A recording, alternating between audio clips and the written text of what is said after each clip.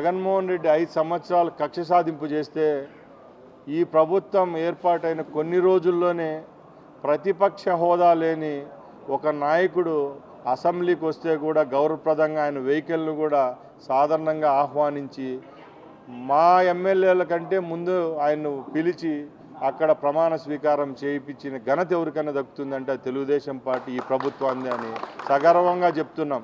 ఎందుకంటే ఆ ప్రభుత్వంలో కక్ష సాధింపు ఉండేది.